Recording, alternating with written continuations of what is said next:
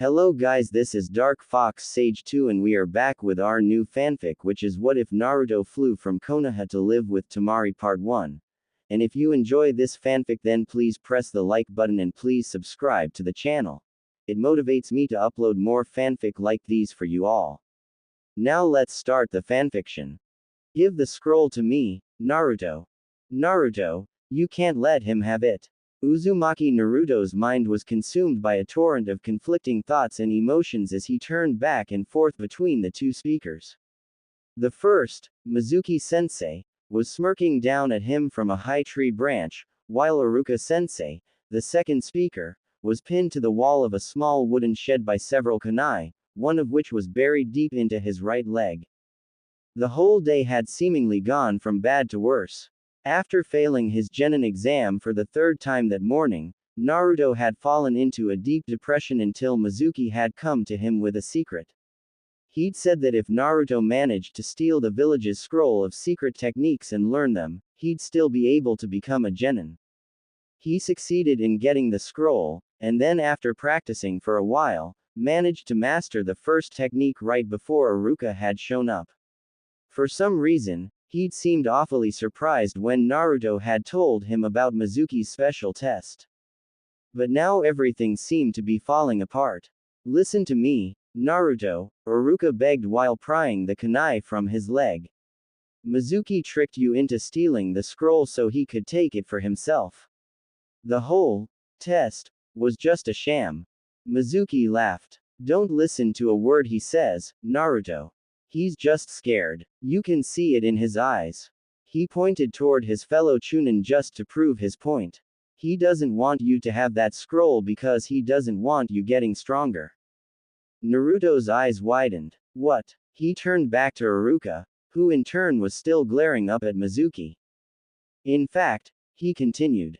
Neither Iruka, the Hokage, nor anyone else in this entire village even want you to become a genin. That isn't true, Mizuki.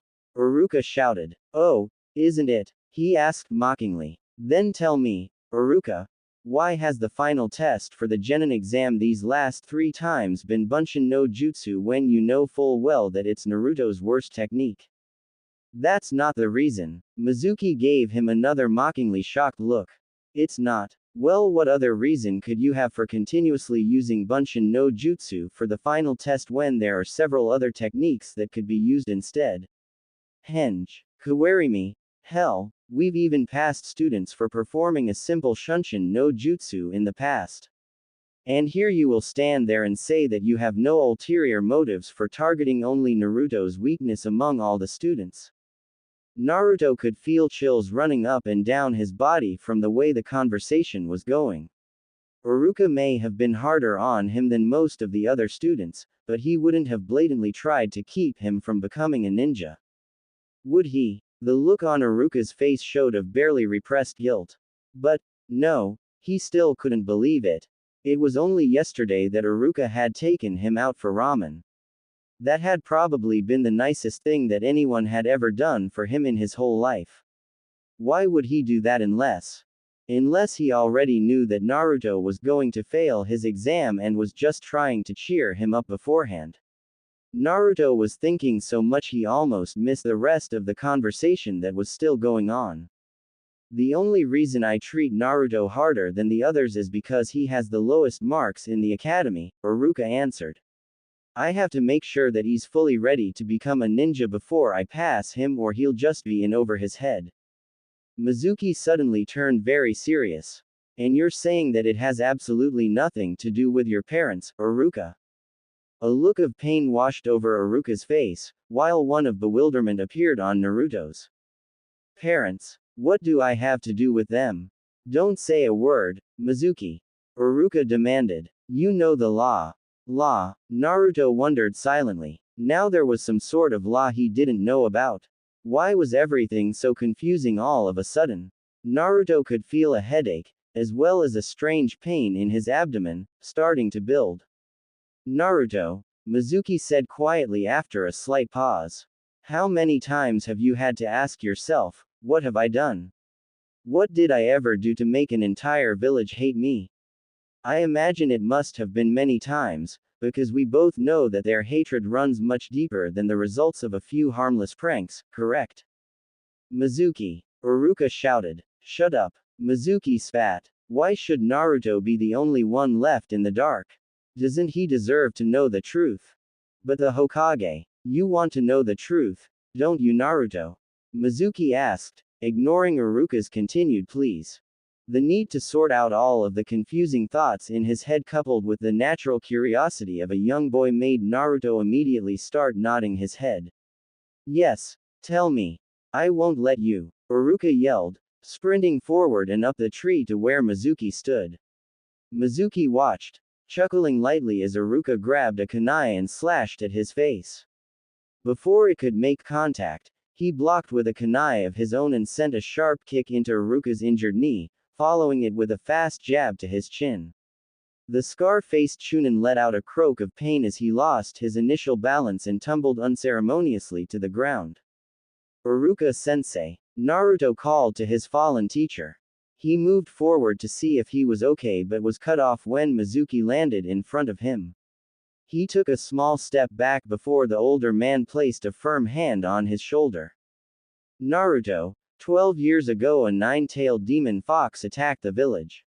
The fox killed over 100 villagers, 2 of which were Iruka's parents. Naruto struggled to hold down the growing nervousness inside him, but was unable to keep himself from shivering. So, what's that have to do with me? I mean, I know about the Kyuubi. He attacked the village and the Yondaime sacrificed himself to kill it. Not kill, Naruto, Mizuki corrected, letting a small grin form on his face. Seal. The Kyuubi was sealed away, within the body of a newborn child. His shaking grew worse, his subconscious already beginning to understand before the rest of his mind. Newborn. You, Naruto. Time seemed to stand still for Naruto upon hearing those words.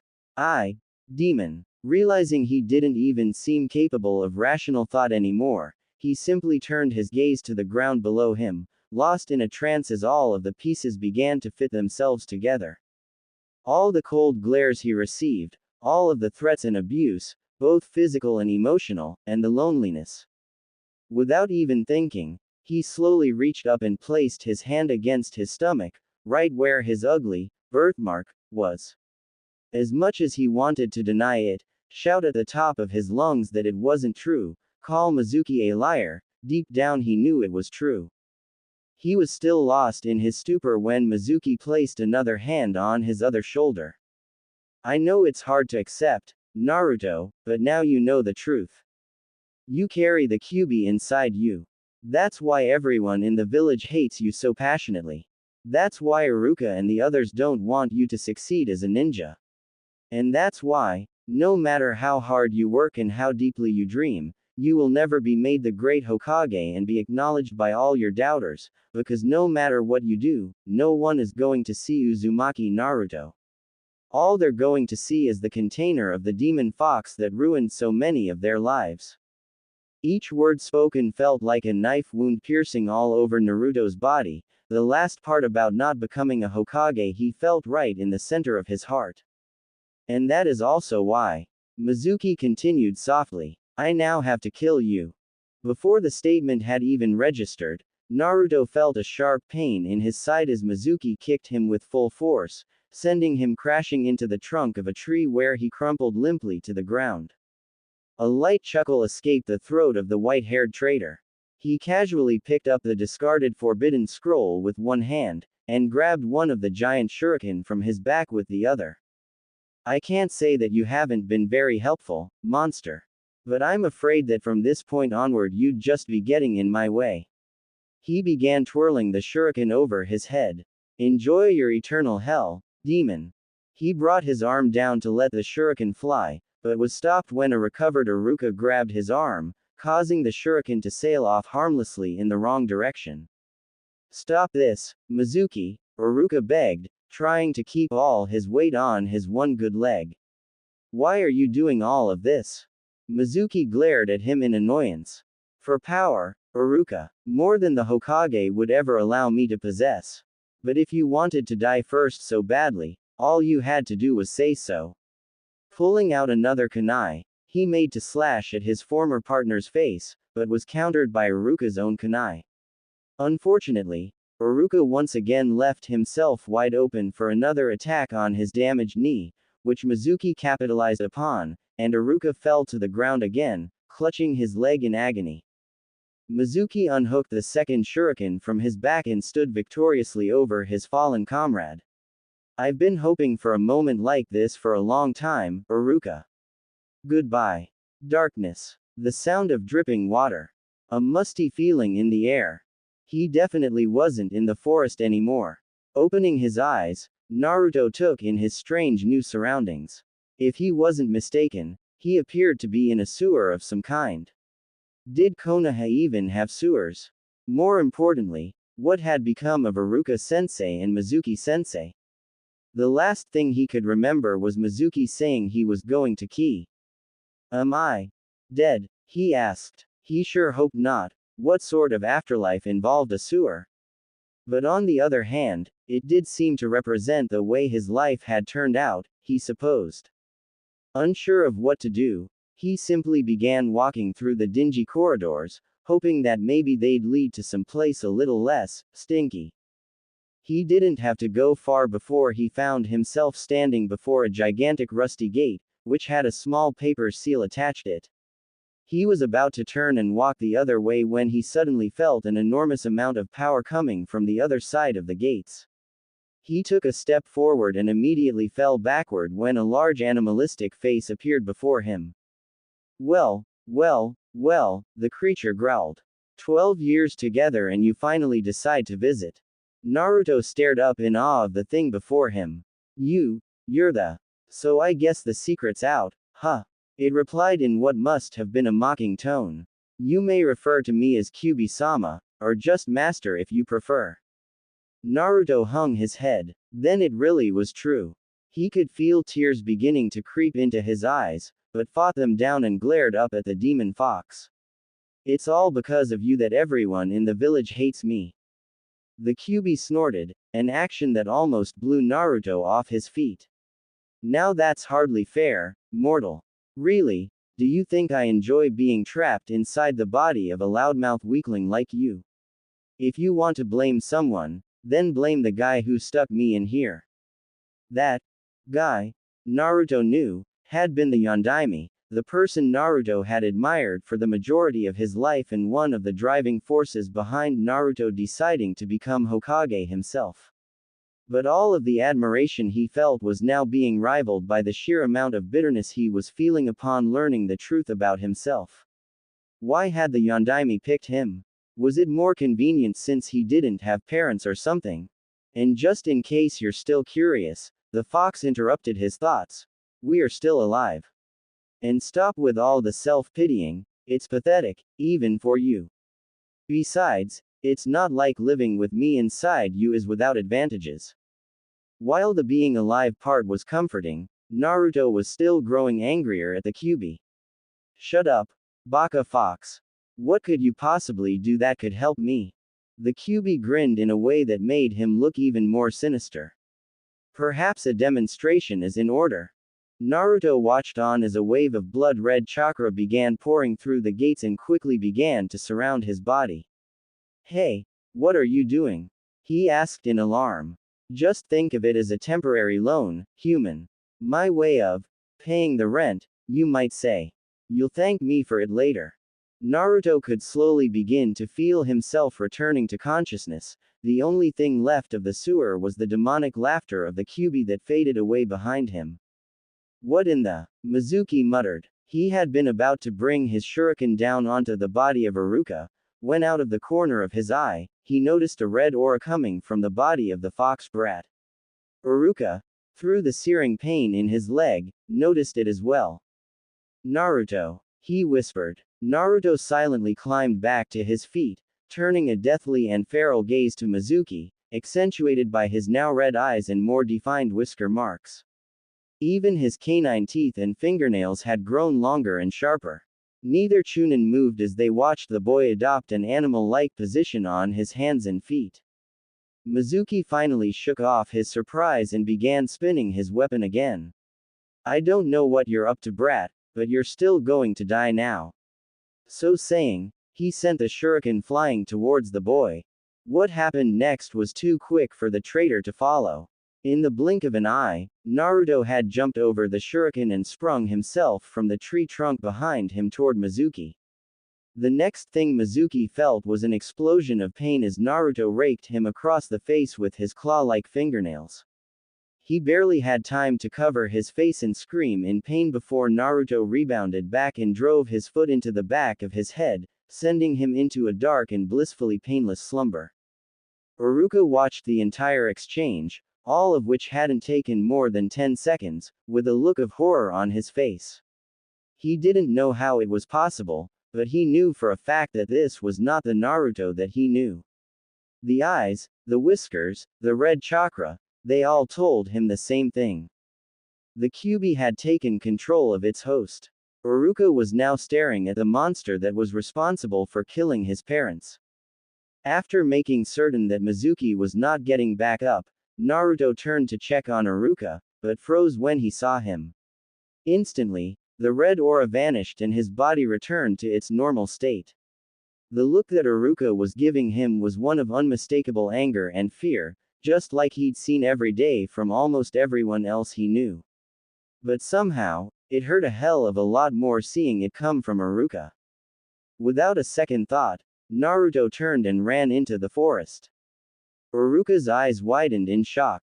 Naruto, wait! He tried to run after him, but was stopped by the pain in his knee. He cursed himself, knowing there was no way he could catch up to the boy now. This is all my fault, he whispered.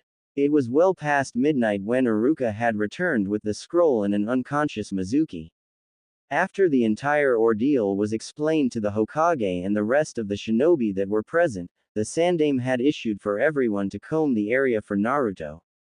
Now everyone was back in front of the Ninja Academy. No one had seen anything of Naruto, save for a small trail that had led out of the village. When everyone had settled down, Sarutobi Asuma was the first to speak. What do we do about this, Hokage-sama? We have the scroll back and we now know that it was Mizuki who caused all of this, but in regards to the boy himself.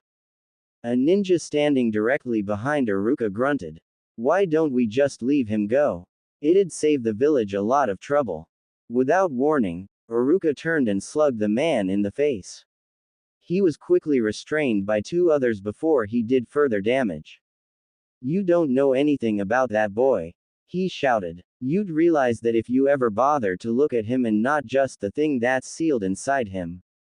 Please calm yourself, Iruka, the Hokage told him. I know how you're feeling, but fighting amongst ourselves won't help matters any. If I may, Hokage-sama. Everyone turned to the back where a silver-haired man with 3/4 of his face covered up was slowly approaching. You're late, Kakashi, the Hokage reprimanded. Hitaki Kakashi blinked with his one exposed eye. Well, you see, while out investigating, a single magpie flew by me, so I had to go to a temple and purify myself. Various mutterings of disbelief were heard from the crowd. Please get on with it, Kakashi, the Hokage urged impatiently. Yes, well, all we really have to worry about is finding the boy and explaining things to him. Since Uzumaki Naruto failed to pass his genin exams today, it's not possible for us to label him as a missing nin, because obviously, he's not a ninja yet. That means that once we find him and convince him to come back, there will be no need for any sort of punishment. Iruka grinned widely in relief while the Hokage hid a smile of his own. Leave it to Kakashi to find a loophole like that. I want you all to get some rest, he announced. We'll begin a broader search at sunrise. As everyone began to disperse, Kakashi patted Iruka on the shoulder. Beat up Mizuki all by himself, did he? Seeing Iruka nod, he grinned, or at least it was probably a grin judging by the one eye. No worries, alright. Iruka just nodded again before gazing up at the night sky. I'm really sorry, Naruto. Did you hear? I heard my mom say that Uzumaki Naruto left the village last night. Yeah, me too. He must have been really upset about failing again. Nah, I heard he tried to make off with the Hokage's secret scroll. Hey, for all the good it would, done a loser like him. Yeah, it's not like he was that good a ninja or anything. Still, I don't know why my parents seemed so happy about it. You three pay attention. The three whispering kids shuddered and sank into their chairs as everyone else in the room turned to look at their table. Sorry, Uruka-sensei, they mumbled together. Uruka shook his head and turned back to his clipboard. It was perfectly obvious what the children were talking about. It was the same thing that everyone in the entire village was talking about. The demon child was gone, and if the villagers didn't fear and respect the Hokage as much as they did, the day would have been declared a village holiday. Uruka sighed in frustration, feeling his hands tighten on the clipboard that he held. It had been nearly 4 hours since the Hokage had sent a squad out to search for the missing boy. So far nothing had turned up, and Uruka was becoming more distracted with each passing minute.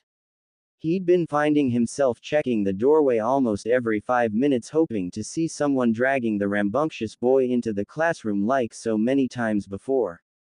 He should have been out there looking for him with the others, but unfortunately with Mizuki now gone as well, he was the only one left to run the academy. Naruto's leaving had been his fault, after all. No matter how much the Hokage tried to reassure him otherwise, that it was a compilation of all the rejection and hatred over the past 12 years that had finally caught up with the boy, Uruka still knew that last night it had been him that had driven that final nail into the coffin. Naruto, you need to come back, he pleaded silently. Uruka-sensei. Uruka snapped out of his thoughts. He looked up to see one of the gossiping boys from before with his hand in the air. Is it really true that Naruto left the village and you were the one who stopped him from stealing the Hokage's scroll? The room grew quiet, as the majority of the students who had heard bits and pieces of the incident from their parents perked up, hoping to hear the story from its source. Uruka gave everyone in the room a stern look. Although I have been specifically instructed by the Hokage himself to not discuss anything about this incident, I am going to tell you that even though Naruto has left the village, what you've probably heard about the circumstances behind it is most likely false. And until this incident has been properly settled, I'll tolerate no further questions about it. Understood. Everyone nodded. Good. Now, I will begin dividing you all into your 3-person teams, so listen closely for your names. As Uruka began reading off names, several of the students became lost in their own thoughts. Hyuga Hinata hung her head sadly. Having watched Naruto for a long time now, she knew very well the sort of person he really was. It was true that he was a prankster and a troublemaker, but she saw the hidden agenda behind his actions. If there was any reason why Naruto had left, it certainly hadn't been because he'd tried to steal something.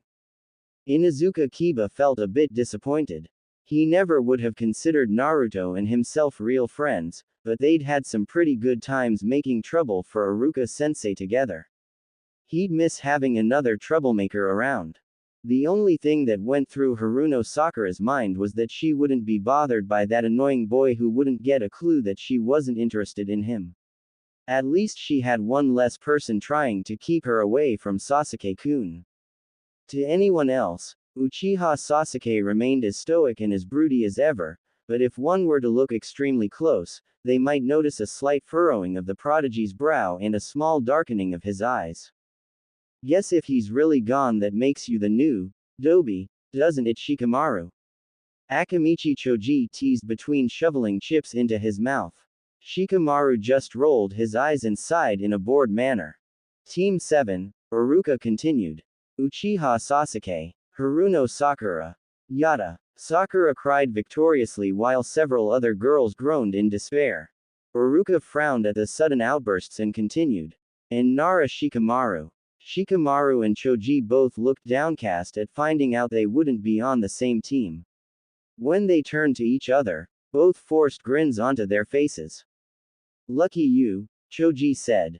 Being paired up with the prodigy should make things a lot easier for you. Shikamaru sighed, noticing how Sakura was still giggling and staring starry-eyed at Sasuke. I guarantee it ends up more trouble than it's worth. Hey bum, Yamanaka Ino muttered from the row in front of him. You better keep that billboard brow away from my Sasuke-kun. If I find out anything's going on with them, I'm holding you responsible, understand? Shikamaru just brushed her off before turning back to Choji. Well, at least I wasn't on a team with her. Choji laughed. Yeah, I'll bet that wouldn't be much fun. And finally, Uruka's voice rang out again. Team 10 will be Akamichi Choji.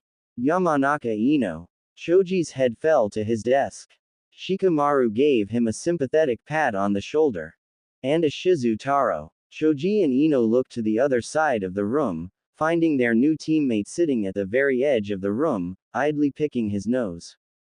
Feeling their eyes on him, he turned and greeted them with a small wave. Neither of them looked very thrilled. You will all be assigned to your new Junin leaders tomorrow morning, Uruka informed them. For now, you have the rest of the day to yourselves. Good luck to all of you.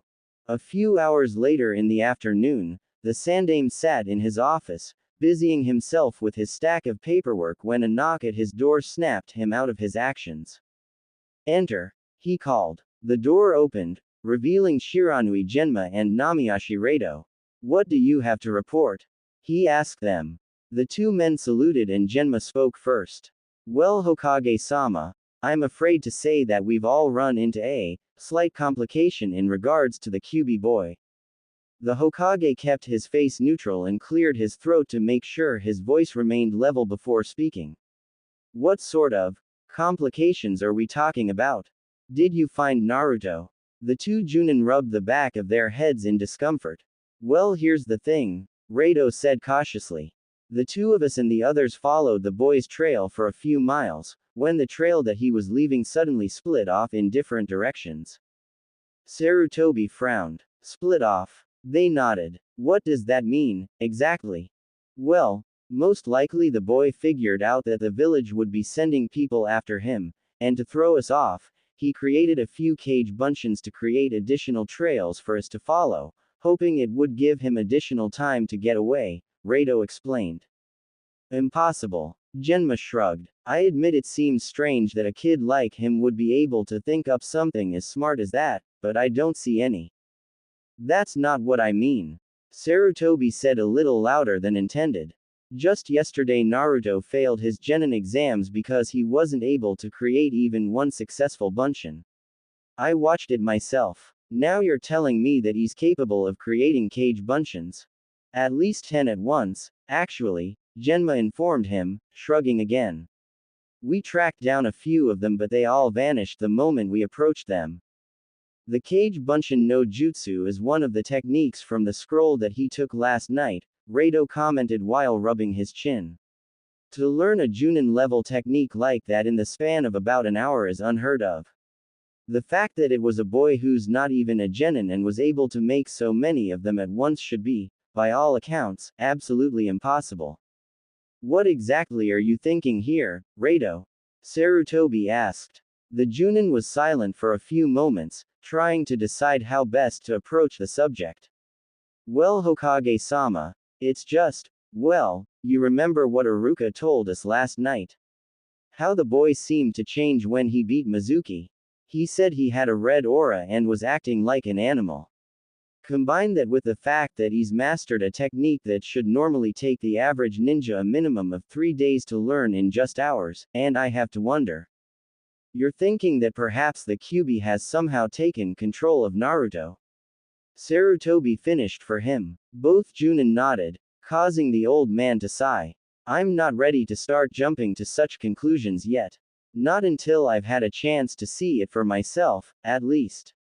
He let out another sigh and sat back down in his chair. He'd never felt so old before in his life.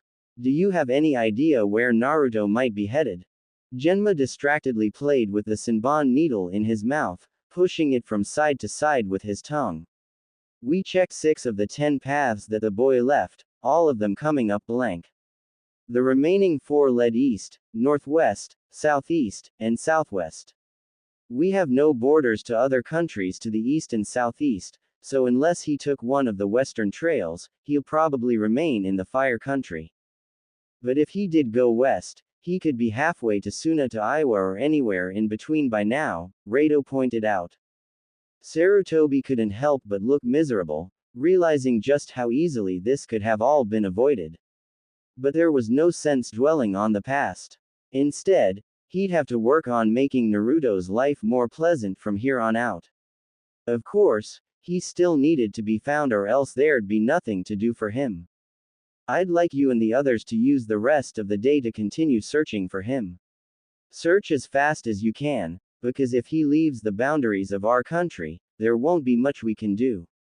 If nothing is found by midnight, you'll have to return, as the other Junins will have to be here in the morning to meet their new Genin students. The two men saluted again and disappeared, leaving the Hokage alone again with nothing but his thoughts and a stack of business papers. Naruto. 5 days later, the search was officially called off. Uzumaki Naruto was nowhere to be found within the country of fire. The sun beat down mercilessly over the wide and desolate sands of the Wind Country, a part of the world that was so hot and dry that even cacti had trouble growing. The strong winds blew almost constantly, whipping up frequent and blistering sandstorms all across the horizon. And out in the middle of the barren wasteland, a single boy trudged onward. So damn hot. Naruto croaked through cracked lips and a very dry throat. So damn tired. The young blonde was currently moving at twice the speed of a large tortoise, sweating profusely and constantly having to tell himself that the ramen stand he kept seeing on the horizon was nothing but a mirage. He had unzipped his orange coat and pulled it over his head, offering himself the slightest bit of shade, but not doing anything in the way of escaping the heat. His green goggles were pulled over his eyes to protect them from the sand, but with the amount of sand being kicked around, he still couldn't see very far ahead of him. He felt like such an idiot. It had been 4.5 days since he'd fled from Konoha. Since then, he'd traveled aimlessly, not sleeping, not eating, not even paying attention to where he was going. He never stopped to think about it, but now that he was stranded deep in the heart of this desert, he couldn't understand just how he had managed to travel so far and so fast without much of a problem. There was a couple times where he'd find himself almost blacking out of sorts, but when he came back around to himself he'd notice that he was still running, like he'd been on autopilot. And while he ran, the Kyuubi had watched in silence. Since that night, the Kyuubi hadn't spoken to him again, though it was sure that Naruto still had it on his mind. Several times the Kyuubi could feel the boy reaching his limits, and would pump a little more of its own chakra into his body and allow him to keep going. It might have seemed odd to be constantly helping the boy like that, but if it got him further away from Konoha and the Hokage, he could spare it.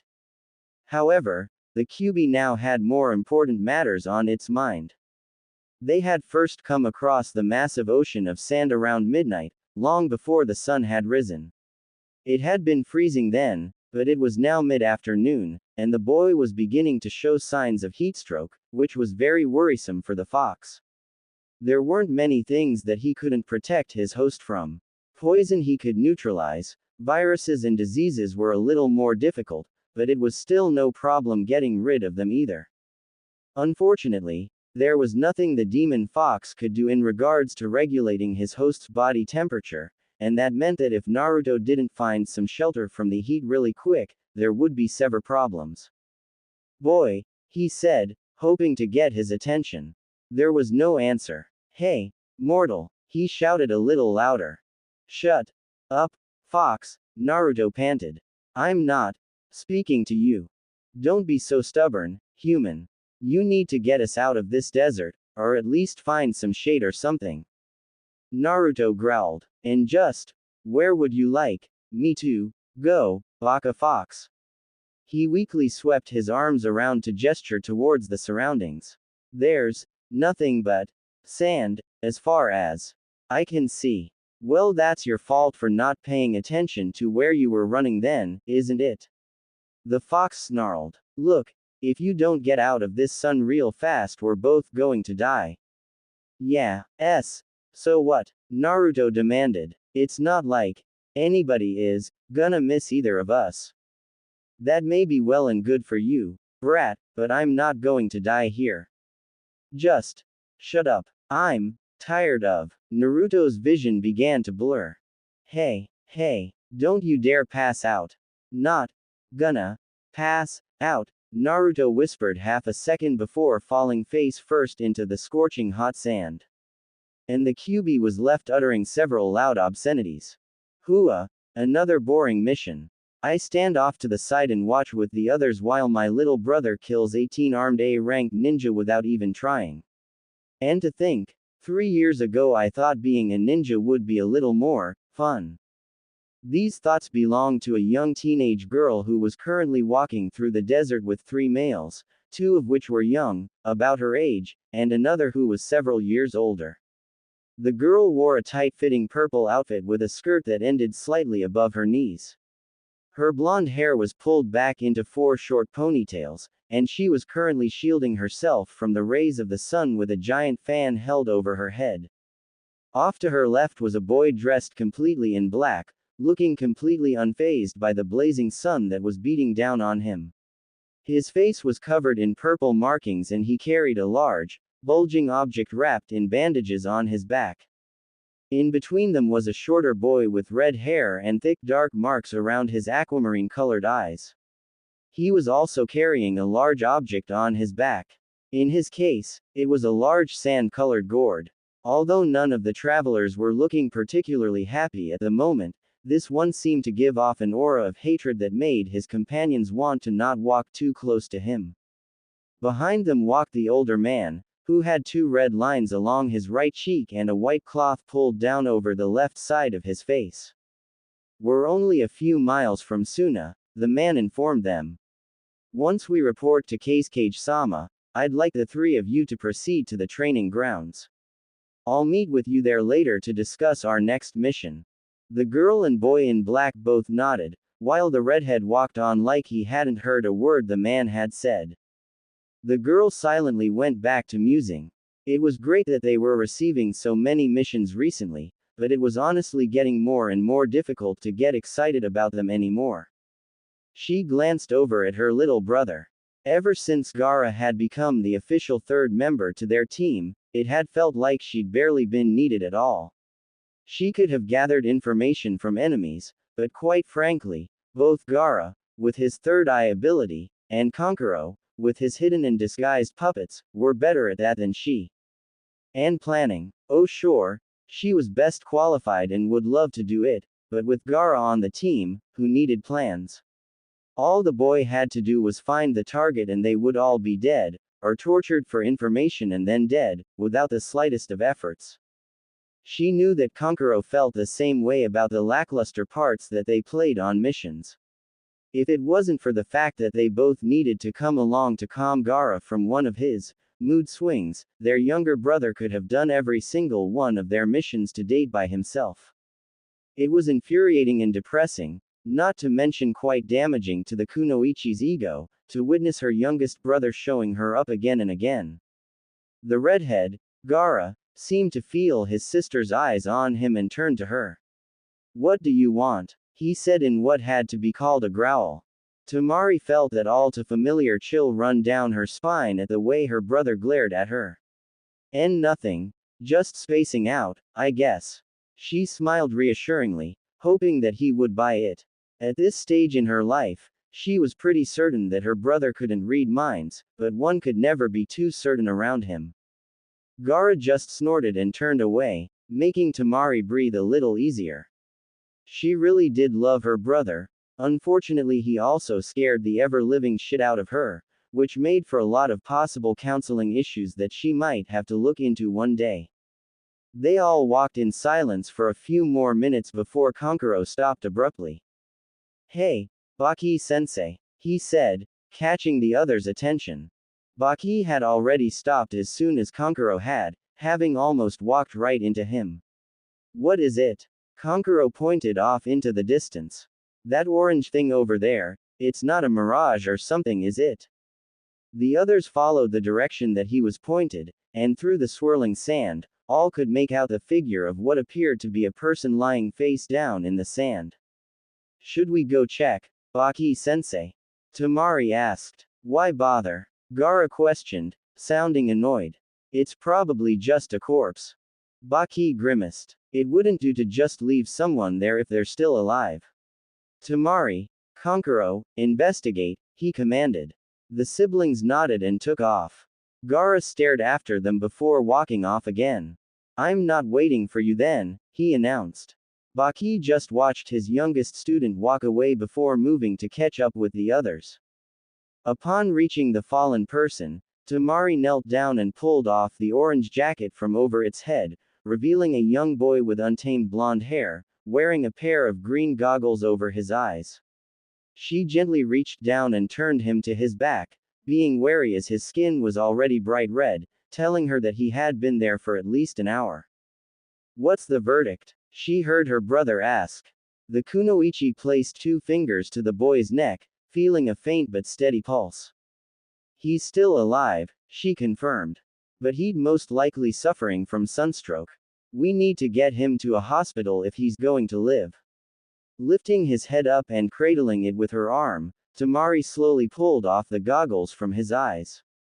The areas around his eyes were incredibly pale compared to the rest of his face, and there appeared to be several strange markings along the boy's cheeks, which she assumed were some sort of birthmark or something. Then the boy's eyes opened, and Temari got a good look at just how deep and blue they were. The boy had nice eyes, she decided. I see, an angel, he whispered faintly, a small goofy grin appearing on his face. Temari felt herself blush, then growled when Kankuro started laughing. Yeah, it's sunstroke all right. He's already delusional. Temari elbowed him in the stomach, making him crumple over in pain. Enough fooling around, you two, Baki commanded. If the boy is still alive, then we need to get him back to the village. Any idea where he's from?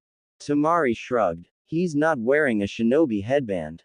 She shook the boy slightly, trying to get him to focus on her again. Hey kid, can you tell me where you're from? The boy seemed confused by the question, but then his eyes widened in fear and the next thing Temari knew he was out of her arms and crouching down in an animalistic manner several feet away from her and the others. The 3 Suna shinobi tensed in surprise. C can't go back, he slurred, baring his teeth at them. W won't let. And then he collapsed again. The group didn't move for a few seconds, waiting to see if anything else would happen before Baki relaxed. He calmly walked over and scooped the boy up into his arms. Let's go, he said. The others nodded and followed shortly behind, the village of Sunagakure already coming into view over the sand dunes on the horizon. The next several hours went by in a blur for Uzumaki Naruto. He only managed to catch snippets of what was going on in that time as his body continued to lose battles against unconsciousness. For a while he could feel himself being carried by someone, though he couldn't bring his eyes to focus enough to make out who it was. Later, he found himself in a small room with several people in white standing around him. A couple of times he'd tried to ask what was happening and where he was, but no one seemed to know what he was saying. Still lost in confusion, he'd tried once to get up and run. He would have succeeded, but the moment he sat up a burst of pain flew through his entire body, causing him to black out again. At times when he was awake his body felt like it was on fire, but then there would be a cooling sensation, and the feeling that he had been submerged in water. After several processes of pain and soothing, the people in white began wrapping him in some kind of cloth. They placed him on something cushy, most likely a bed, and after one last sudden jab of pain in his arm, he was out again. Heatstroke. Second-degree burns over half of his body, first-degree over the rest, disorientation and multiple bouts of unconsciousness brought on by lack of sleep, food and water. Quite frankly, Baki-san, I can't see how the boy is even alive, much less in such stable condition. Baki nodded, stroking his chin in thought. Any clues as to where he might be from? The young nurse shook her head. Nothing, sir. Although, he prodded. The woman glanced around the room as though she were afraid to continue, then spoke in a lowered voice. While cooling the boy's body, we discovered unusual markings on his stomach. It's not like anything that any one of us had ever seen, so there's no telling what it really is. The Junin frowned. I see. By any chance, is he alert enough to answer a few questions? We gave him a light painkiller a few hours ago and he's been sleeping since, she informed him. I can take you to his room, if you want. As they were leaving the front desk of the hospital, the front doors swung open and Temari and Konkuro walked in. I still don't see what the big deal is, Konkuro muttered grumpily. Temari turned to him with a scowl. Are you saying you're not even the least bit curious? We found a half-dead person out alone in the desert and you're not interested one bit about him. Should I be? He asked honestly. It's not like I know him or anything. Then go home, Temari said flatly. And be alone with Gara when he's in one of his moods. Are you insane? Then quit bitching and come on. The two siblings followed their instructor and the nurse up to the third floor and entered one of the rooms. They found out very quickly that the boy was indeed very much alert. Hey you bastards! What the hell's going on here, huh? The boy shouted. He would have most likely been thrashing his bandaged arms and legs about in anger if they weren't strapped down to the sides of his bed. If you're trying to get me to talk, you're wasting your time. I won't say a thing no matter how much more you torture me. So there. He ended his tirade by blowing them a raspberry. There was a group blink among the four people in the doorway. I hate him already, Konkuro stated. The nurse calmly walked over to the bedside and opened the top drawer of a cabinet sitting next to it. When she pulled out a small scalpel, the boy literally freaked. Ah, I was just kidding. Don't torture me. I don't know anything, really. Please have mercy, I'm fragile. Temari was beginning to share her brother's opinion of the boy. He might have been amusing to her if he wasn't being so damn loud. Please relax, boy, the nurse told him. I'm only here to change your bandages. And please keep your voice down. There are other patients in this hospital, you know. The blonde looked ready to start shouting again when her words seemed to catch up with him. Hospital. That's right. Then, you're not here to torture me. No, sir, she assured him. Can I do it? Konkuro asked before receiving a small kick to the shin from Temari. Baki ignored the trade-off between the two siblings and moved to sit on a chair on the opposite side of the bed. Now then, boy, he started, drawing the boy's attention from the nurse as she started cutting through the cloth wraps on his arm. If you don't mind, there are a few questions that we need answered. The boy scrunched his face up in suspicion. Why should I have to tell you anything? I don't even know you, and I don't know where I am or anything. Why should I trust you? Baki took a deep breath, reminding himself that the boy did have a fairly good reason for being a little uptight. Very well, I suppose I can answer a few of your questions first, then. Temari and Konkuro moved forward, now a little more eager for some answers than before, while the boy looked on intently as the nurse continued stripping his bandages. You may call me Baki. These two, he gestured to the siblings, are a part of my genin team, Konkuro and Temari. You are currently in a hospital in Sunagaku. My team and I found you unconscious in the desert several hours ago. You were suffering from a severe heatstroke, so we brought you here for treatment. Now until you answer a few of our questions, I'm afraid that's all I'm able to tell you. So. The boy turned his eyes to the floor, remaining silent before letting out a tired sigh. I'm Uzumaki Naruto. Was from Konoha. Are you a shinobi? Baki asked. Well, not really. I mean, I want to be one, but I kept having bad luck with passing the genin exams. Baki thought about that. He wasn't a ninja, but if he had training experience already. I've got a question, Konkuro spoke up. What kind of idiot wanders around in a desert in the middle of the day? Especially while wearing those thick and very ugly clothes. Naruto pointed and glared menacingly with his free hand. Shut up. At least I don't wear makeup. Temari stifled a chuckle as she grabbed the back of her brother's shirt, keeping him from throttling the boy. This is ritual face paint, you loudmouthed midget. Who are you calling a midget? Naruto shouted, trying his best to stand up despite his restraints. And I still say it looks like makeup. I'll have you know that there are very important meanings behind wearing this paint. Ahem. The two boys turned back to Baki, who was looking more than a little annoyed.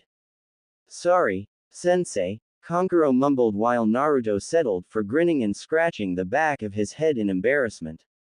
Now Uzumaki Naruto, the Junin continued. I believe that once you're sufficiently healed, you'll be able to return to Konoha. No. Everyone cringed at the force of Naruto's outburst. He lowered his head, staring down at the white sheets of his bed. Sorry, he said quietly. It's just that, I can't go back, ever. Temari and the rest of her team, and even the nurse could sense the pain and sadness resonating from the blonde. You were exiled? She asked cautiously. His expression darkened even more. I'd rather not talk about it, if you don't mind. Temari nodded in understanding, though inside she was growing even more curious about the boy before her. Something about him just seemed to draw her interest, in a way. It was almost like there was something familiar about him, but she couldn't figure what it might have been. Baki cleared his throat again. In that case, Naruto, you can take up refuge here in Suna for the time being. However, Suna and Konoha are joined through a mutual treaty, and if anyone were to come looking for you from Konoha, just know that there wouldn't be anything we could do for you, as it could violate the treaty. Naruto looked up at the man in astonishment. And since you're still a ninja in training, perhaps we can work things out with the cage to let you take our genin tests once you recover. We've been running a little low. Before he could finish, Naruto had flung himself out of the bed, completely ruining the straps that held him and terrifying the nurse who was trying to reapply his bandages, and clamped his arms tightly around the waist of the Junin. Do you mean it? He asked, tears threatening to spout from his eyes. I can still become a ninja. Yes, Baki said as calmly as he possibly could. But only if you let go of me right this second. Naruto instantly began bouncing all around the room, swinging his arms, kicking his feet, knocking random things over without a care, and singing, "Gonna be a ninja. Gonna be a ninja," at the top of his lungs. Uzumaki-san, stop that immediately. The nurse commanded, which Naruto didn't even hear. She frantically turned to Temari and Kankuro. Please stop him, he's not in any condition to be up. And the other patients, and... Oh, let me. Kankuro begged, waving his hand in the air like a student wanting to be called on by the teacher. Temari sighed and reached for her fan.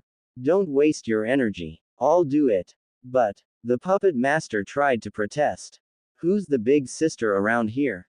She asked. Kankuro crossed his arms and pouted. You are, he mumbled. Naruto was too preoccupied with celebrating that he never felt the approaching danger until it hit him right on top of the head, sending him crashing to the floor. Before he could regain his equilibrium, he felt himself pulled back to his feet by his hair and looking into the teal eyes of Temari. What did you do that for? He whined, rubbing the small bump forming on his head. Because, you idiot, the kunoichi answered forcefully. You nearly died of sunstroke not even 6 hours ago. If you keep acting up like this you could still die, you know. But I'm excited, and I'm glad for you, but wait and be excited after you're healed, and get back into bed and rest now. But, bed, she ordered, jabbing a finger in the direction of the object in question. Much like a puppy who had just been scolded by its master, Naruto sulked back to the bed and pulled the covers up past his nose. Man, she's scarier than Sakura-chan. Man, what a pain. Kankuro growled. The three had left the hospital once everything had settled down again. Baki had gone his own way once they were out of the building, which left Temari alone to listen to her brother complain. We should have just listened to Gaara in the first place. Oh, be nice, she reprimanded him. Sure. He's loud, but I think you're overreacting a little. Kankuro glanced at her from the corner of his eye and sneered. Well, of course you would think that, Angel. Temari couldn't keep herself from blushing. Shut up. He said that while he was half dead and he probably doesn't even know he said it. It's not like it matters. Then how do you explain the blush? I'm not blushing, she shouted, unconsciously growing even redder. Whatever, the puppet master chuckled, leaving Temari silently fuming. They walked on for a few more blocks, both praying to themselves that Gaara wouldn't be in a bad mood over being alone at home for so long. By the way, Kankuro. What, Temari? What exactly is the special meaning behind that paint of yours? Quote. Shut up, Temari. What exactly are you asking of me, Baki? The large man kept his head bowed, and took a deep breath. This boy that was found yesterday, I would like to test his abilities as a shinobi. Should he pass my expectations, I humbly ask you to make him a ninja of Suna under my command, Kazekage-sama. It was next to impossible to judge the Kazecage's expression since all but his eyes were completely covered, but Baki could tell just by the narrowing of those eyes that the man was suspicious.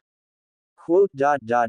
And what makes this particular boy so special that I should allow such a thing? This boy is an outsider, someone we know nothing about. Who's to say that he's not a spy? Baki thought back to his earlier meeting with the rowdy child in the hospital and couldn't help but smirk. No village in their right mind would send someone like him on an espionage mission. It is uncertain as of now, sir, but it seems as thought the boy left his village in a great hurry. My team and I found him passed out in the middle of the desert with no additional food, clothing, or provisions of any sort. It is our belief that the boy may have been exiled. However, there could be another possibility. An unseen eyebrow was quirked by the Kazekage. And that would be. I trust you know the tale of the monster Kyubi no Yoko? Baki asked. The unexpected question caught the Yondaime off guard, but he recovered and nodded. It was a demon fox of near immeasurable power whom the Yondaime of Konoha sacrificed himself to seal away within the body of an infant 12 years ago. What relevance does that carry here? When Baki didn't respond, the Kazecage's eyes narrowed even further. You can't be thinking that he is that child. He demanded. Again, I can't be certain yet, Kazekage-sama, Baki admitted. But while at the hospital, an attendant informed me that they discovered markings on the boy's stomach which were unnatural looking. I haven't had the opportunity to see it myself yet, but there is still the possibility that those markings are the seal that binds the Kyubi. The Yondaime seemed taken aback by this declaration. What I saw today, sir, Baki continued in a lowered voice. In the desert, I'm positive of it. The boy was on the brink of unconsciousness, but for just the briefest of moments, he seemed to change, and I felt an evil force, a bloodlust the likes of which I've only felt in the past from Gaara. The eyes of the Kazekage suddenly hardened. You want to unleash another monster like Gaara on our village? Are you a fool? Baki shook his head. No, sir. Please don't misunderstand. This boy seems to be stable, much more controlled than Gaara. I believe that with proper guidance and training, the boy can become a great asset to the land of Suna. It could be possible that he will surpass the abilities of Gaara himself. A feeling of foreboding sent a small chill through the Yondaime's body. The thought of another demon weighed heavily on his chest, but if they were able to succeed with this Uzumaki boy where they had failed with Gaara tugged his thoughts in the other direction. Baki waited on pins and needles for the Kazekage to speak again. Finally, after a long and drawn-out silence. Test him. If he is deemed worthy, then I shall leave him to you. But heed my word now, Baki. If something goes wrong, I shall personally end your life. The Junin bowed his head again before vanishing.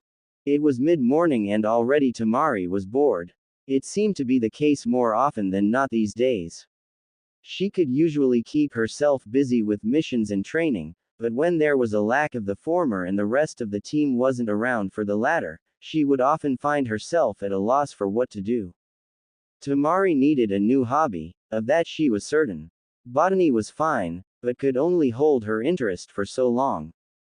Kankuro, on the other hand, could spend hours every day tinkering with his puppets or going out and browsing for new parts and adapters that suited him.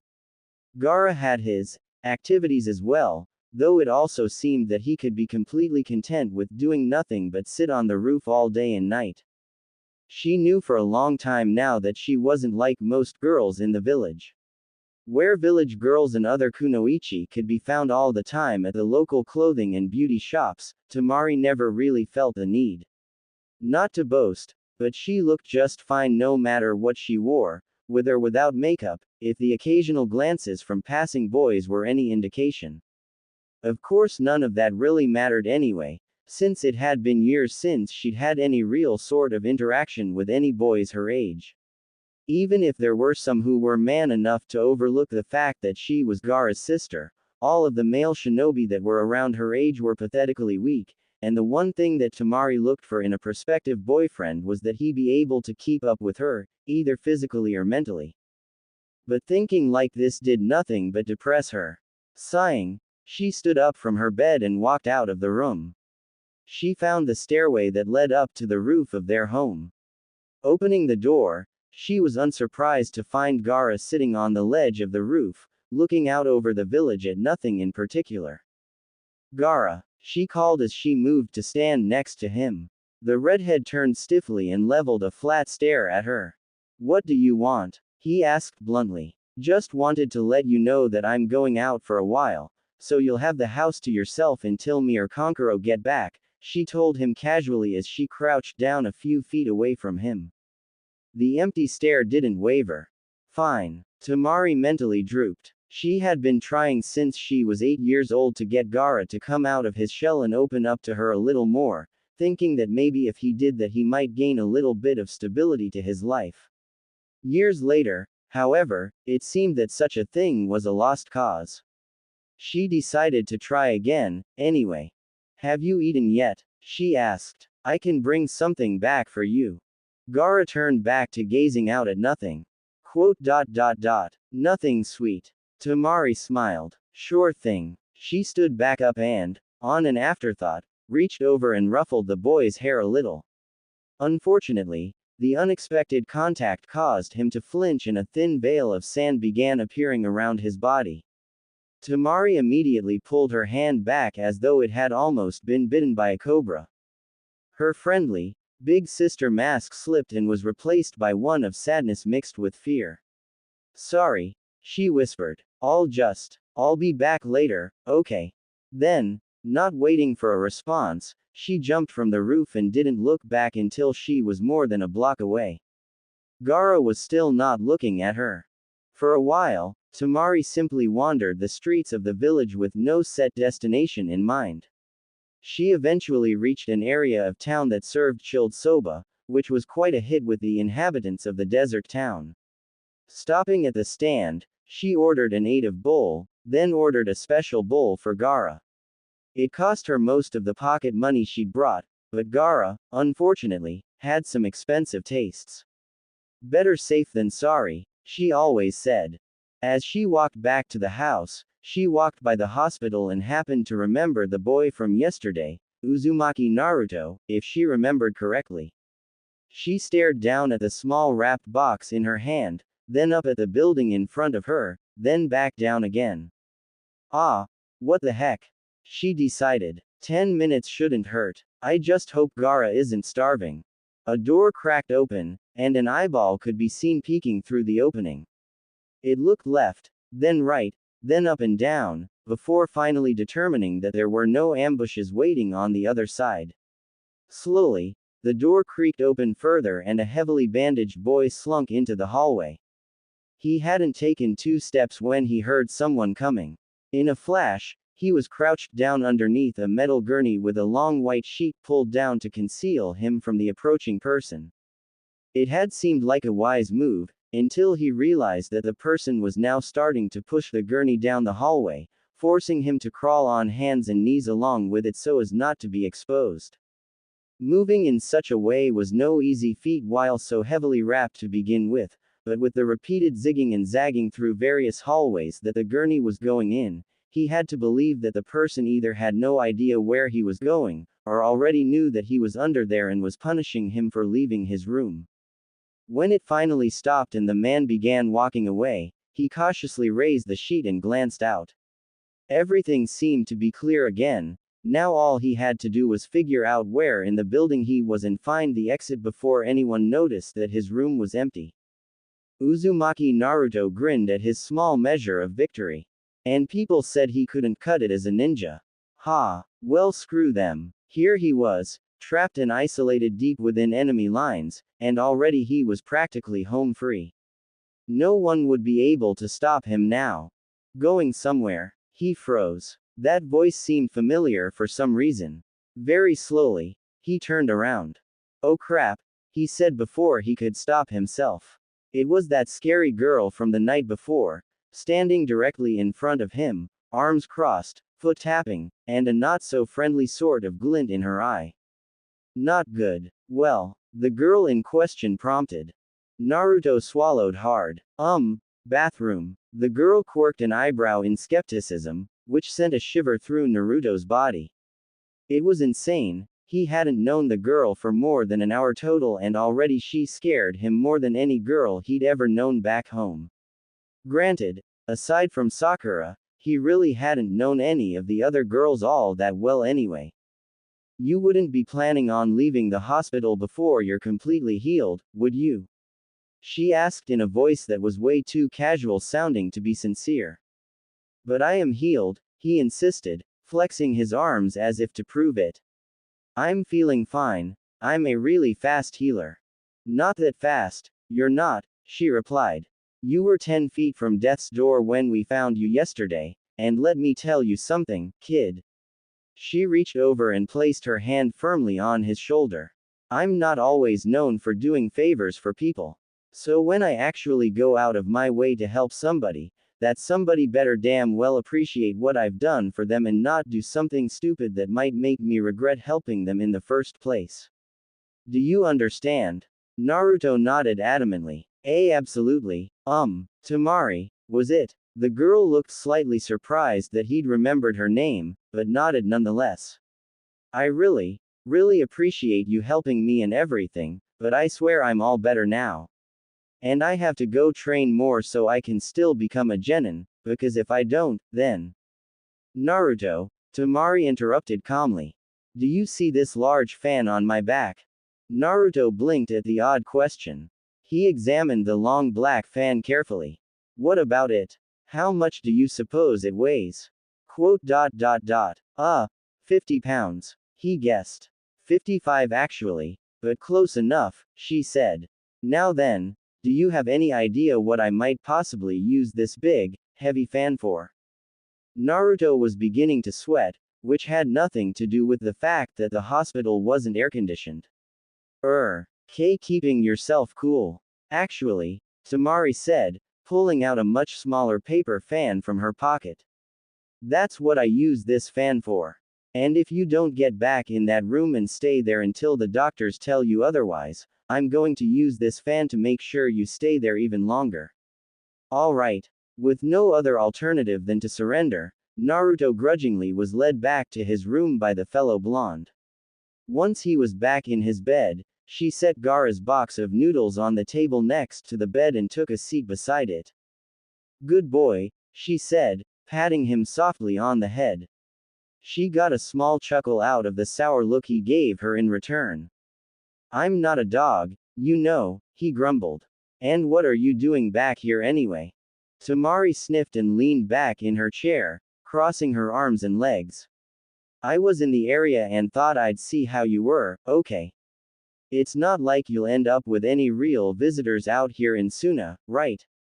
Naruto grimaced and turned his head away, making Temari feel that she must have struck a sore spot for the boy. She didn't say anything, however, and the moment passed in an awkward silence. So then, tell me about yourself. Naruto turned back to face her, disbelief written all over his face. Nani? Tell me about yourself, She repeated. His shock grew. You want to know about me? Why not? She questioned. Considering the circumstances of how we met, can you blame me for being a little interested in you? Of course, Temari was already beginning to get a fairly decent picture of the boy. Just by his reactions to things that Shirobaki-sensei had said to him led her to believe that he was either some sort of outcast or just someone whom nobody wanted to associate with. Now she just wanted to know why. There's really not that much to tell, he said softly. Not much to tell, or not much that you want to tell? She probed. Naruto felt his hands tighten on the sheets of his bed. This wasn't something he wanted to deal with. Talking like this was forcing him to remember, and that was the last thing he wanted to do. He just wanted to forget about Konoha, forget about Iruka-sensei and the old man and Sakura-chan and that jerk Sasuke and everyone else. He just wanted to be able to forget the past and move on with his life, but he'd never be able to do that if he had to keep reliving those painful memories every time he met someone new who wanted to know about his life. Can we please just talk about something else? He asked, trying to make it sound like he wasn't pleading. Temari studied his face for several seconds, then sighed. All right, fine, but I do want to know just one thing first. Naruto tensed. What's that? The girl stared him directly in the eyes. Were you actually exiled for some reason, or did you just decide to leave? I don't really care about the reasons behind it, but if you're some sort of criminal or something, then I might have something to say about that. So, the blonde boy could feel his knuckles aching from clenching the sheets so tightly. I wasn't exiled. I just couldn't stay there anymore. And that's when Temari figured out where she'd been reminded of this boy before. It must have been hard for you, being all alone in a place where no one cares about you. Naruto seemed to nod before he realized what she'd just said. Then his eyes widened in shock. I mean, how'd? She gave him a melancholy smile. I've seen that expression on your face more times in my life than I can count. If there's one thing I'm an expert at, it's spotting the symptoms of someone who's gone through life unloved. You've got all the signs and then some. Naruto was completely flabbergasted. You mean, you? Temari waved him off with a flick of her wrist. It's not me, if that's what you're thinking. But enough about that, you answered my question so we can change the subject now, right?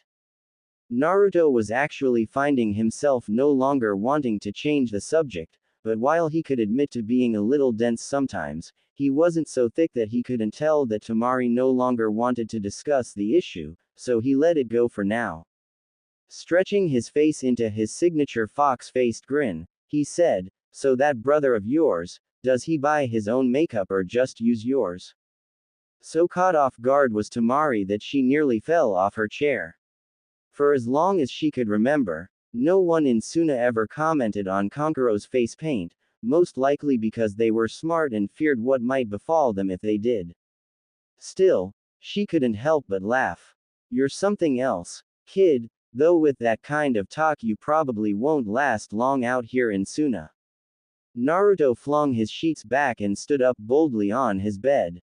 That's what you think. I'll be the greatest ninja that Suna has ever seen. Just you wait and see. Temari raised her eyebrows and snorted at the declaration. Cocky, are we? Suna's not known for its pushovers, you know. Naruto threw his fist into the air. So what? Bring 'em on. I swore that I'd one day become the greatest Hokage ever and earn the admiration of everyone in the village. And I never break my vow, that's my nindo. But you're not in Konoha anymore, Temari said bluntly. Naruto instantly deflated, but the kunoichi didn't even have time to think about apologizing before he was standing straight up with his arm outstretched once again. Then I'll just have to alter my vow, and become the greatest Kazekage in all of history, instead. Stars were beginning to fill his eyes at this point. And then I can go back to Konoha and tell those villagers, ha ha. I bet you wish you hadn't been such big assholes to me now, huh? And then they'll all say, oh Naruto, how could we have been so foolish? Please forgive our stupidity and be our new Hokage. And then I'll become the first ever K's Hokage. He closed his eyes and stroked his chin thoughtfully, nodding in agreement with his own wisdom. Yeah, that's exactly what I'm gonna do. Temari could do nothing more than stare. Had she really just compared this guy to Gaara? She must have been out of her mind. Naruto plopped back down on his bed, grinning like a child who'd found his Christmas presents before they'd even been wrapped. So what's your goal, Temari Nichan? Temari again found herself caught completely off guard. Whether it was from the question itself or the way he'd referred to her, she wasn't sure, but she made a mental note to stop letting her guard down while around him. Well, now that you mention it, she said slowly. I guess I haven't thought much about anything long term. And she really hadn't. Besides making sure she gained Junin or possibly Anbu status before either of her brothers, she didn't have many other goals. Faced with this new conundrum, she placed her hand on her chin and gazed at the floor in thought. Naruto sat patiently, waiting to hear what she had to say, when he suddenly took notice of the smell of food in the room. It was a familiar sort of smell coming from the small box that Temari had brought. Had she brought that for him? If so, it would have been a small blessing, as he'd barely been able to stomach the food that the nurses had brought for him earlier. And if he was right about the smell? Oh please, let him be right.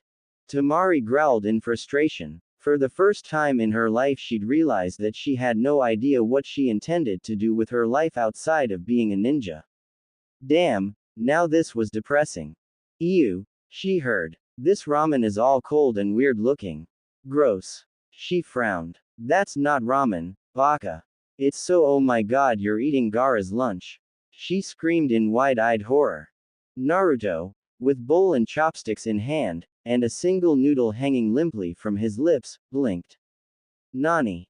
1 week ago had marked the day that the fox demon carrier, Uzumaki Naruto, had left the village. What followed the days after had been scenes of scattered celebration among the villagers. It was never anything too obvious, but you didn't have to be a top-ranked Junin to notice the air of happiness that had risen from all over Konoha. People stayed out to all hours of the night in bars, drinking and laughing over the fact that they could all finally live in peace again. No more would they have to put up with that demon brat's antics, having to fear for the lives of themselves and their families that he would go on a killing spree at any given moment, and finally start enjoying their lives.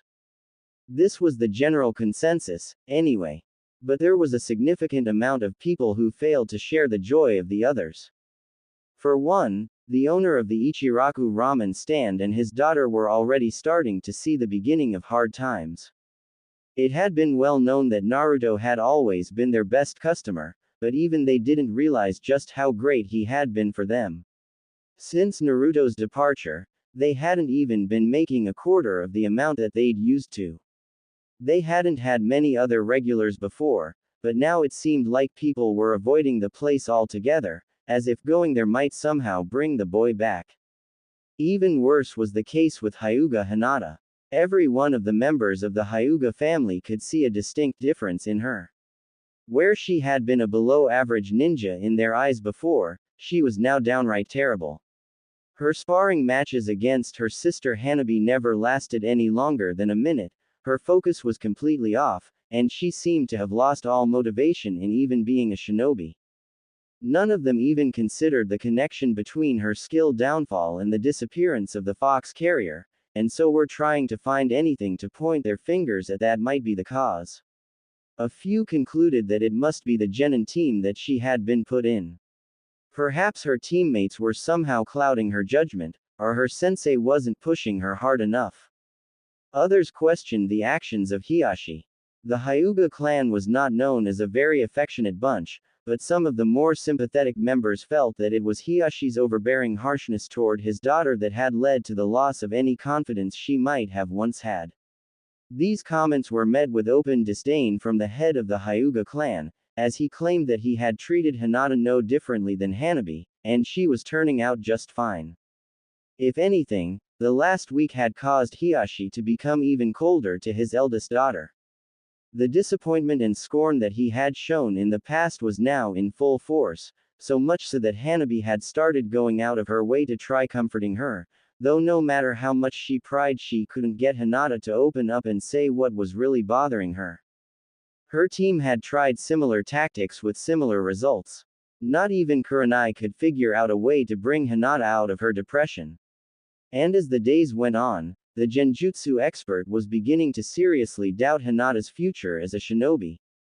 At the foot of the Hokage monument, Iruka sat staring downheartedly up at the stone faces.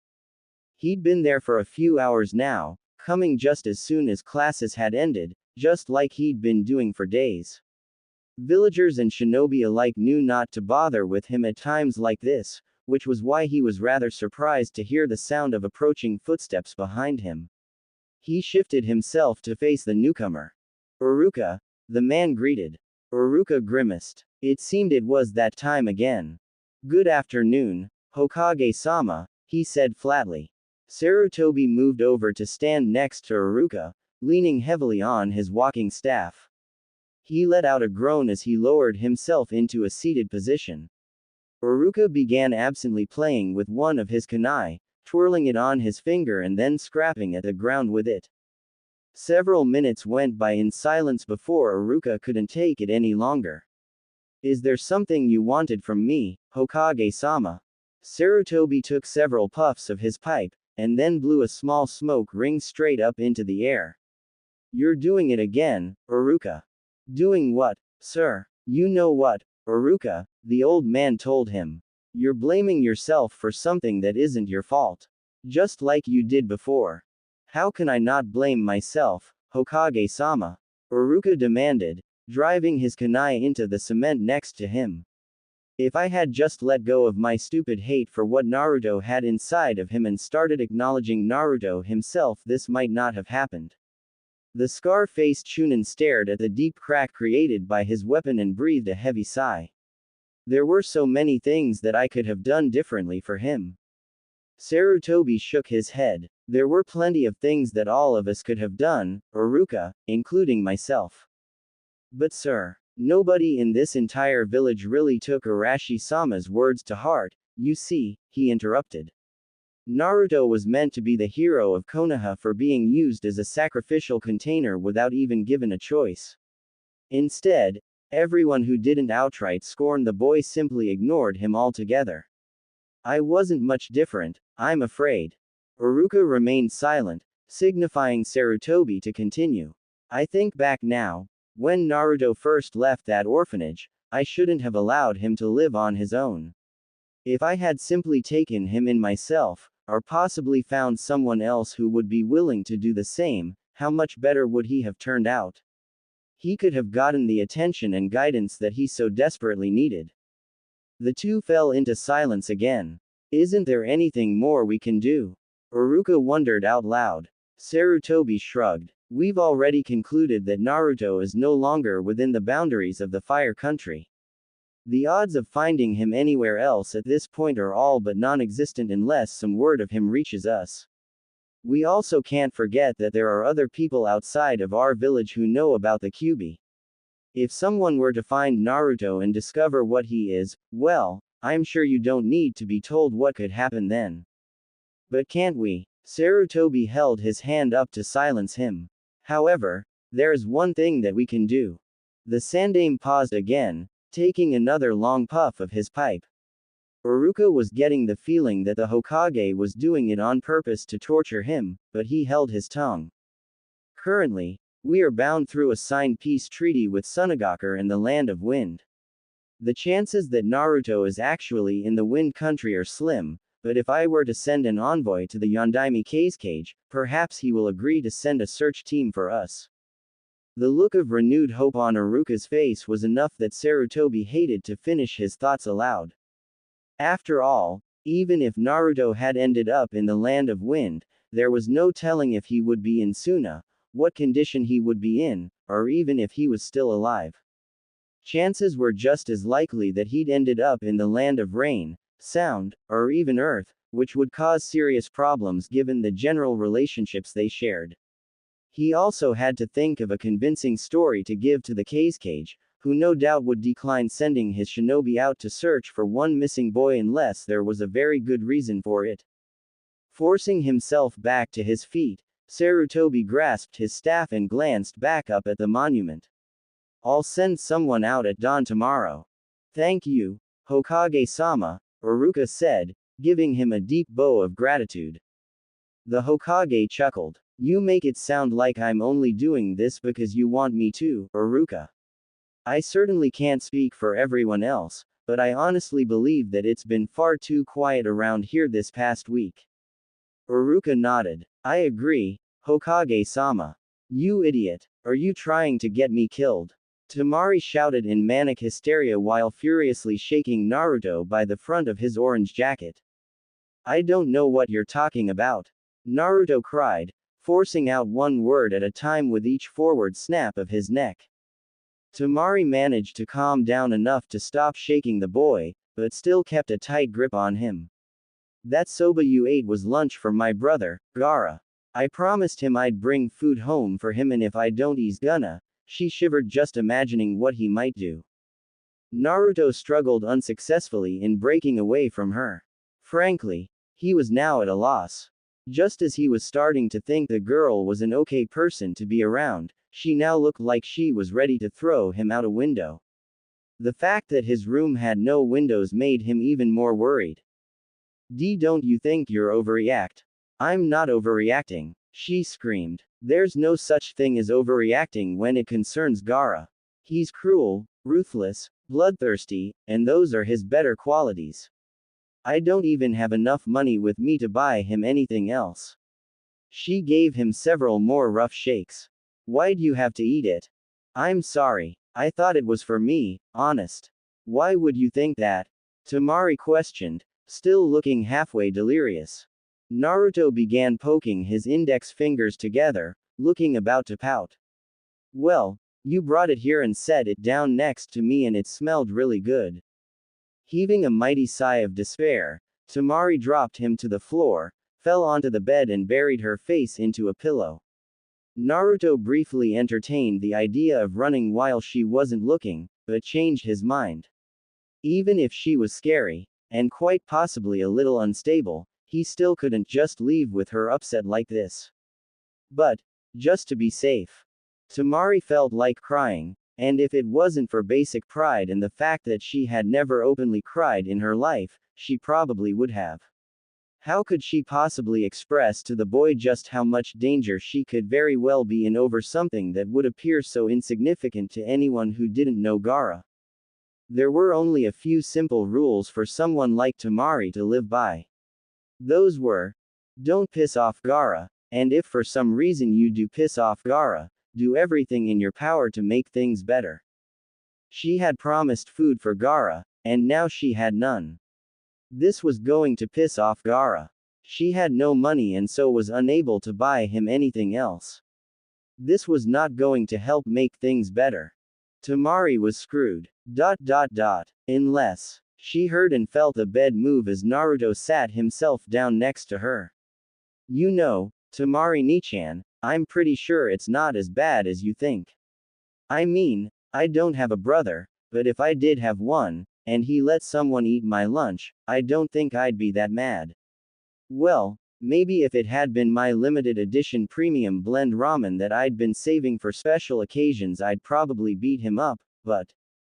Temari had never really been listening to him in the first place, just staring at him as she mulled her idea around in her head. It was certainly cruel and not something she very much wanted to do, but as the old shinobi slogan went, there are a lot of times when you must do things you don't want to if you hope to survive. And Temari really wanted to survive. To believe that he'd be so upset over this, ya know. Naruto continued, completely unaware that Temari hadn't heard a word he'd been saying. And besides, if you just tell him it was a misunderstanding, he'll understand, right? Maybe, Temari answered flatly. But I have a different idea than telling Gaara what happened. Naruto blinked. Oh, yep, she said with a nod. I'm going to have you tell him, instead. Naruto rubbed his chin. Ah, well I guess that's what. Why not? You're the one who ate it without asking, after all. Naruto began edging himself away from her until he slipped off the bed, then continued to slide back until his back was pressed against the wall. But why you said he was cruel, ruthless and unstable. And bloodthirsty, Temari reminded him. So why are you trying to make me tell him if he's that bad? He asked. Temari shrugged. Better you than me, I suppose. Besides, you seem to keep forgetting that it's your fault. Why should I take the blame for you? Naruto gulped as he watched the blonde reach for her fan. But you're his sister. He'll be nicer to you if you do it. Temari snorted. Yeah, that would be the day. Sorry Naruto, but I'm really left with no other options. It's either you take your punishment like a man, or my brother gets grumpy and rains terror and destruction upon me and the rest of Suna. Now are you going to do the right thing willingly, or do I have to hog-tie you and deposit you at my brother's feet? Naruto's sweat dropped hard. Can I just say something? It's not going to change my mind, but what is it?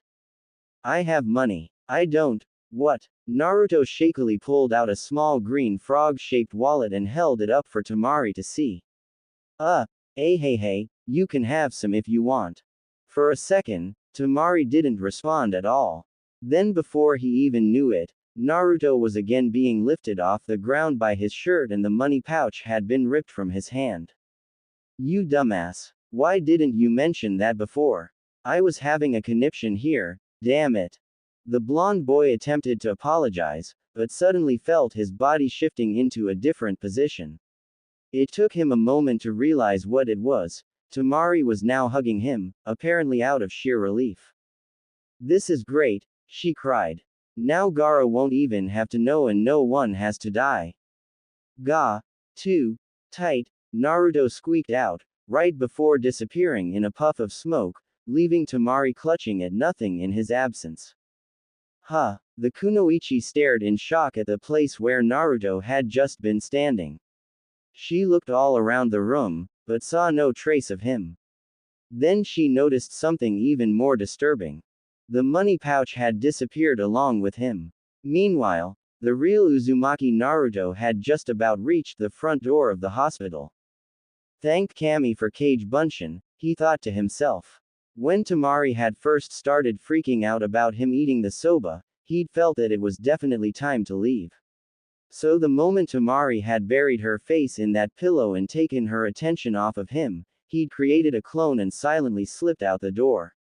Of course, he'd stayed just outside so he could still hear where the conversation would end up going. If she had calmed back down, then he would have gone back inside.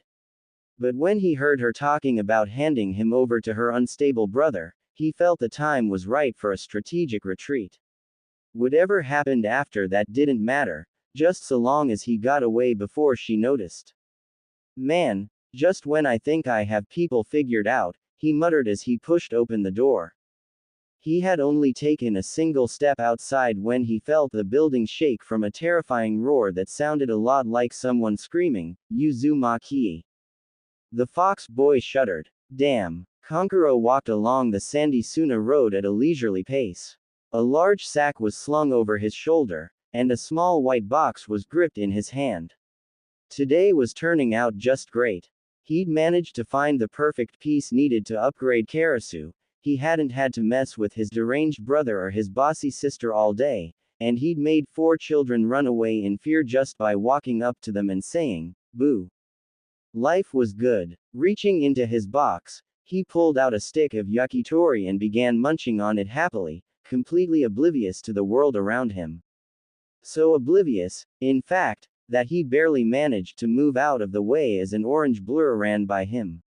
Looking back, Kankuro saw the blur leap up onto a rooftop and continue on his way as though he were being chased by hellhounds.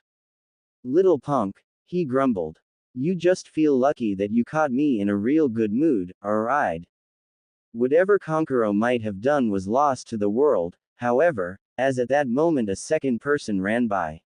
This time he wasn't able to move in time and the two collided. Kankuro sat up and snarled. Damn it all. Doesn't anybody look where they're going anymore? I've got the right mind too. Temari. The puppet master's sister sat up as well, rubbing her lower back slightly. Sorry, Konkuro, but did you see that boy go by here? Konkuro blinked in confusion. Could we be any less specific, please? Temari scowled at him. You know, Naruto, the one from yesterday. I can't let him. She trailed off as she noticed a small white box lying on the ground beside her. She opened the top and her eyes widened. A gift from heaven, she cried. She snatched the box up and ran off, not even caring if she found Naruto again or not. Hey, that's my lunch, Temari. Konkuro called as he gathered his stuff up and gave chase. Naruto continued on through the village, not certain but also not wanting to look if Temari was still after him. Instead, as he bounded from rooftop to rooftop, he pondered about his current situation. He figured that his best bet was to leave sooner before he attracted any more negative attention to himself. The last thing he needed was a repeat of Konoha. It was a shame though, Temari and her makeup-wearing brother and their sensei hadn't seemed so bad yesterday, but if they were to find out what he was. So his mind was made up, he would leave and try to start again in a new village, possibly a normal village where he wouldn't have to worry about ninja coming after him. Then he'd create his own training routine and become super powerful and he could be the village guardian against invaders and dangerous creatures. Yeah, that could work. Maybe it wasn't Hokage, but at least he'd be loved and respected. But he still faced a problem. How was he going to get out of here? The village was in the middle of the desert, and the last time he tried traveling through the desert he'd almost died. Maybe he could find a guide, or a large tank of water that he could carry with him. Risking a look behind him, he noticed that the fan wielder was nowhere to be seen, which made him relax a little. At least now he could work out a plan in peace. Just as he kicked off from another building, he turned back to face forward. Warning senses perked up within him as he saw that there was someone standing on the roof that he was headed toward. In fact, he was going to land on top of him at this angle. Hey, watch out, he shouted to the red-headed boy.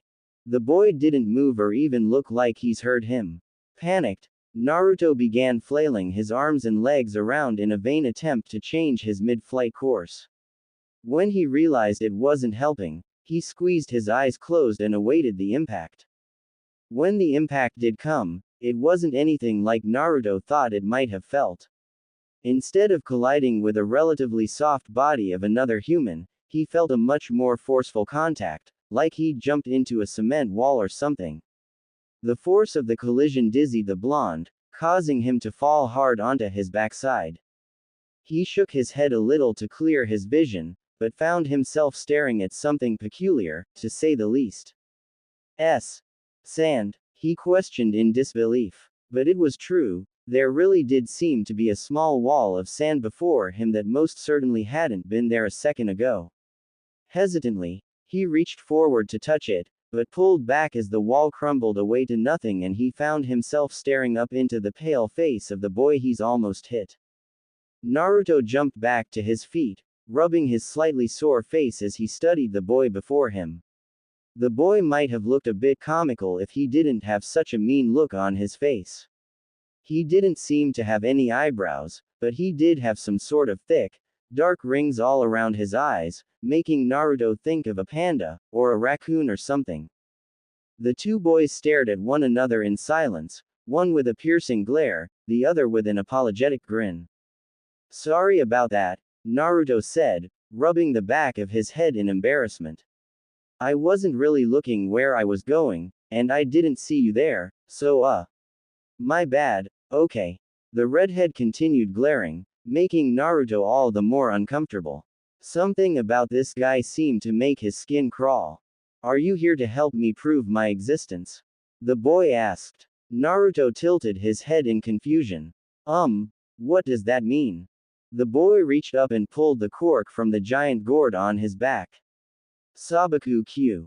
Suddenly, sand began pouring from the mouth of the gourd, and before Naruto knew what to make of it, the sand had snaked itself through the air and began wrapping itself around his body. Hey, what's happening? He cried, struggling to break free. Let go of me.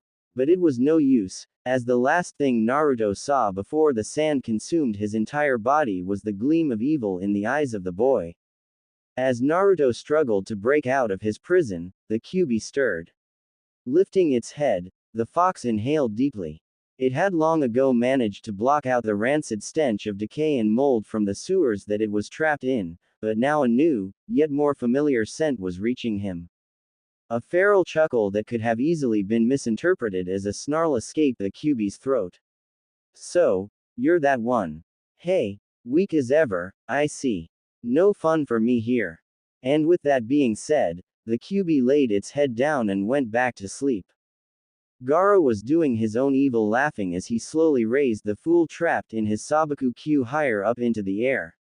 It would be much more entertaining and enjoyable for him if everyone in the village were to see the slaughter that he was about to perform with their own eyes. It had been almost 3 days since the last time he had taken life from this village. It wouldn't do to have anyone forget that he was still among them. The voice within him growled at him to hurry up and kill the boy. There was no sense in adding needless suspense to it. Fear was one thing, but blood was what it truly desired at the moment. Gaara pushed the voice away. The casket of sand was now a good 50 above the rooftop, giving a good view to anyone who happened to turn their eyes to the sky. A gleam appeared in his eyes. Once again, he would see the sands of Sunagakur stained red with the blood of one of its own. He began clenching his hand into a fist. Sabaku. And then he stopped. Something seemed odd. The sand that held his prey seemed to be expanding. Even from that high up, Gaara would see that the blob of sand was growing in size. But why? Could it have been that his prey was fighting back? That thought sent a shiver of pleasure up the boy's spine. How long had it been since his prey had fought back? Too long, much too long. This was wonderful. Perhaps he could finally have fun. Lowering his hand, Sabaku no Gaara watched on, waiting to see exactly what would happen next. Temari and Kankuro walked along back toward their home, the former humming cheerfully to herself, the latter sporting a large bump that was visible even through his black hood. Why didn't you just tell me you needed it for Gaara? He grumbled. I told you it was a matter of life and death, she retorted. You still didn't have to use your stupid fan. You don't see me whipping out Karasu every time I want to prove a point. That's because you hate the thought of me smashing up your little toys. And don't think that I never notice when you use him to chase after those kids who play down the street from us. What I do in my free time is my business, and you've completely missed my point. He shouted, shoving his hands deep into his pockets. And you owe me lunch, too. Temari grinned despite herself. Suddenly, it was like the last hour of her life hadn't even happened. Everything was back to normal again. By all accounts, that was probably a good thing. Then, as a stray cloud passed in front of the sun, she happened to look up. Oh shit, she swore. Kankuro glanced at her in surprise. What's wrong? She pointed upward, and he followed her gaze up to the sphere of sand floating high up in the air. Oh shit, he concurred. Why already? We just got back from that mission. He should be satisfied for a week at most. Temari remained silent, but was thinking the same thing. After Gaara killed enough, he usually didn't kill again for several days. And it had only been 2 days ago when he had single-handedly massacred close to 20 shinobi. That should have been enough to sat his bloodlust for a week at least, just as her brother had said. The only option would have been if someone had somehow provoked or angered Gaara. God, she hoped that wasn't it. If it was, then it was most likely her fault for taking so long with his food. Was the imminent death of whoever that innocent person was resting on her shoulders? Temari. Kankuro. The siblings turned to the source of the voice, not surprised to see Baki running toward them. You saw it too, huh? Kankuro asked, even though it wasn't so much a question as it was a statement. Baki nodded. Any idea who it is or why Gaara is killing again so soon? They both shook their heads, though they both subconsciously glanced down at the box in Temari's hand.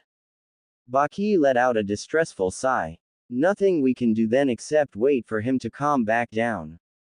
While Baki and Kankuro kept their eyes focused on the floating sand, Temari diverted her eyes to the ground.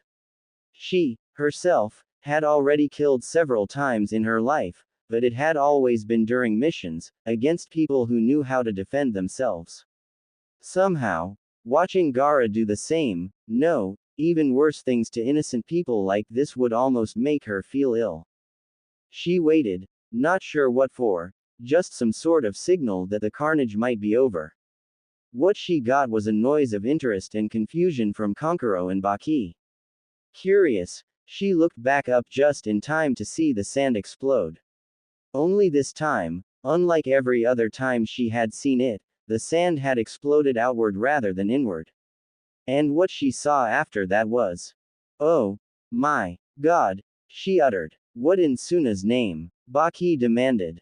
That disgusting orange color," Kankuro said, mouth fully agape.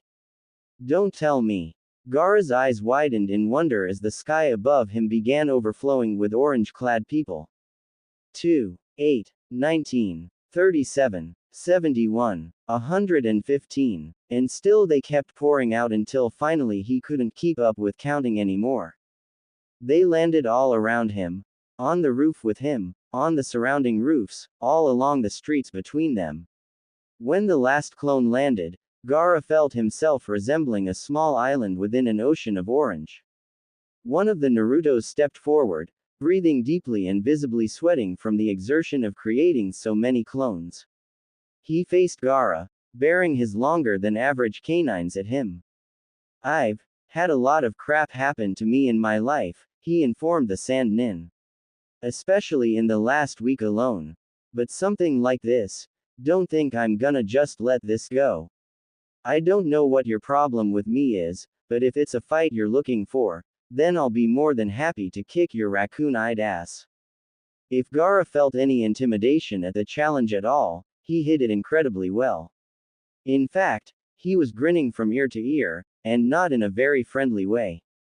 "I think I'm really going to enjoy killing you," he said. Naruto and every single one of his clones cracked their knuckles. "Just try it."